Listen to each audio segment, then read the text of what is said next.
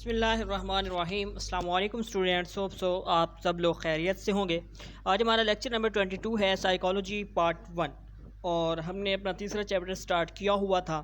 ہم نے بالائی دماغ کے کچھ حصے پڑھے تھے، اور آج کے اس لیکچر میں ہم بالائی دماغ کے جو ہمارے ریمیننگ اس کے پارٹس رہ گئے ہیں ہم ان کو انشاءاللہ ڈسکس کریں گے۔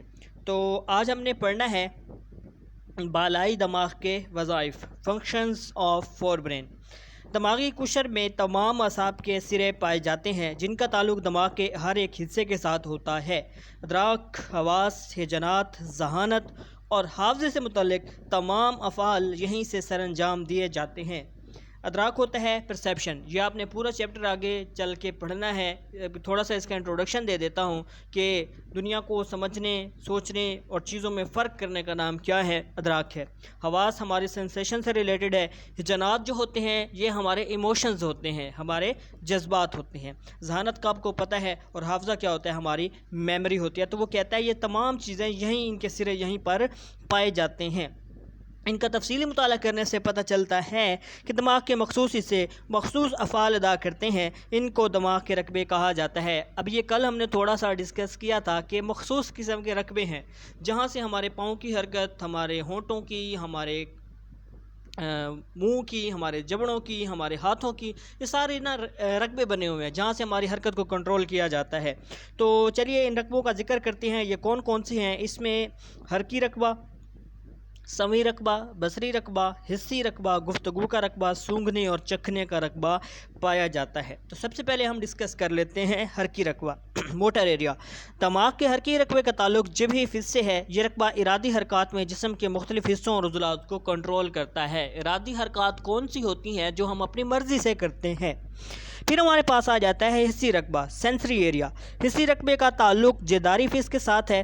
سردی، گرمی، درد، دباؤ اور لمس کے احساس کا تعلق اسی رقبے سے ہوتا ہے۔ اور یہ کل جو ہم پڑھ رہے ہیں، یہ فض کے بارے میں جو پڑھ رہے ہیں، لوپس کے بارے میں، یہ ہم نے کل والے لیکچر میں پڑھا تھا۔ ہوپ سو آپ کو کلیئر ہوگا۔ اس کے بعد ہمارے پاس ایک آتا ہے بصری رقبہ۔ اس رقبے کا تعلق کزالی فض کے ساتھ ہے، جبکہ شبکیہ یعنی ریٹینا پر موجود حسی اخذات پر جب روشنی کی لہریں ٹکراتی ہیں تو بصری عصب اس ارتعاش کو وصول کرتی ہے اور عقبی فض کے بصری رقبے کو پہنچاتی ہے جہاں امیج بنتا ہے جا کر۔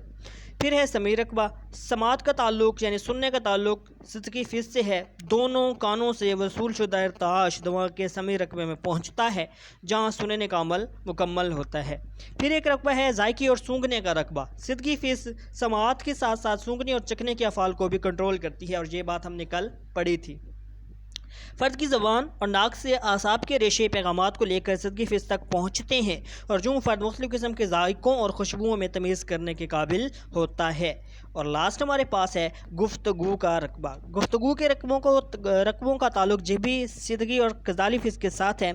بروکا نے سب سے پہلے جبھی فض میں پایا جانے والا گفتگو کا رقبہ دریافت کیا۔ یہ آپ کے MCQs اور شارٹ کوسچن کے حوالے سے بڑی اہم بات ہے، اس کو یاد رکھیے گا۔ اسی وجہ سے یہ رقبہ بروکا کا رقبہ یعنی بروکاز ایریا کہلاتا ہے۔ یہ رقبہ صرف زبان اور جبڑوں کو حرکت دیتا ہے، جس لیے اس کا نام گفتگو کا رقبہ ہے۔ ٹھیک ہو گیا۔ اس کے بعد ہمارے پاس ایک چیز آتی ہے، وہ ہے عرشہ۔ دماغی تنے سے، اسے تھیلمس کہتے ہیں، دماغی تنے سے اوپر انڈے کی شکل کے اعصاب کے گچھے پائے جاتے ہیں جنہیں عرشہ کہا جاتا ہے۔ اس کا کام حرام مغز سے آنے والی اطلاعات کو آگے منتقل کرنا ہے، اسے ریلے اسٹیشن بھی کہا جاتا ہے۔ یہ بصری، سمعی، لمسی اور ذائقے کی اطلاعات کو آگے قشر تک پہنچاتا ہے۔ اس کا ایک حصہ ہمارے سونے اور جاگنے کے نظام کو کنٹرول کرنے میں اہم کردار ادا کرتا ہے۔ اس وجہ سے عرشے کو ریٹیکولر سسٹم سے متعلق سمجھا جاتا ہے۔ عرشہ درد، افسردگی اور بے آرامی میں بھی اہم کردار ادا کرتا ہے۔ ٹھیک ہو گیا۔ سونے اور جاگنے میں بھی، اور جسے ریلے اسٹیشن بھی کہا جاتا ہے کیونکہ یہ حرام مغز سے آنے والی اطلاعات کو آگے منتقل کر دیتا ہے۔ اس کے بعد دیکھیں زیریں عرشہ ہمارے پاس ہے، ہائپوتھیلمس۔ یہ عرشہ کے نیچے واقع ہوتا ہے۔ سائز میں زیریں عرشہ مٹر کے دانے کے برابر ہے، مگر اس کی اہمیت بہت زیادہ ہے۔ ہجان اور محرکات میں یہ بنیادی کردار ادا کرتا ہے۔ زیریں عرشہ بھوک، پیاس، جنسی کردار، افزائش نسل، نیند اور جہریت کو کنٹرول کرتا ہے۔ اس کے علاوہ جسم کے درجہ حرارت کو معتدل رکھتا ہے۔ گویا زیریں عرشہ ہی عملے توازن یعنی ہومیوسٹیٹس کا ذمہ دار ہے۔ فشار یا دباؤ کی صورت میں جب عمل توازن بگڑ جاتا ہے تو ذہنی ارشہ عضویہ کے وظائف کو اعتدال پر لانے میں مدد فراہم کرتا ہے۔ مثلاً گرمی میں پسینہ آنا، ٹھنڈک میں کانپنا، دونوں طریقے بدن کے درجہ حرارت کو نارمل کرتے ہیں۔ ذہنی ارشہ ہی ان کو کنٹرول کرتا ہے۔ اسی لیے کہا جاتا ہے کہ ذہنی ارشہ ان تمام نظاموں کو کنٹرول کرتا ہے جو عضویہ کو عدم توازن سے بچاتے ہیں۔ ہیجان میں بھی ذہنی ارشہ اہم کردار ادا کرتا ہے، یعنی ایموشنز میں ہیجانی یا ہنگامی صورتحال میں یا دباؤ کے زیر اثر ذہنی ارشہ ہی عضویہ کو پیچیدہ حرکی افعال کے لیے متحرک کرتا ہے اور جو فرد مقابلے یا فرار کے لیے تیار ہو جاتا ہے، فائٹ اور فلائٹ۔ اور بالائی حصے کی آخری ہیڈنگ جو ہے وہ ہمارے پاس ہے عضو شامہ، olfactory bulb۔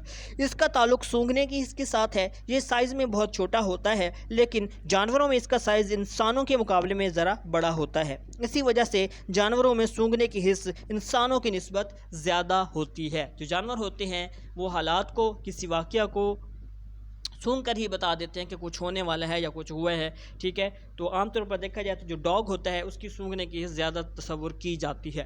تو یہ آج کا لیکچر ہے، اس میں ہم نے بالائی دماغ کے جتنے بھی ہمارے ریمیننگ پارٹس تھے وہ آج ہم نے کمپلیٹ کر لیے ہیں، اور امید ہے کہ آپ لوگوں کو یہ کلیئر ہوں گے۔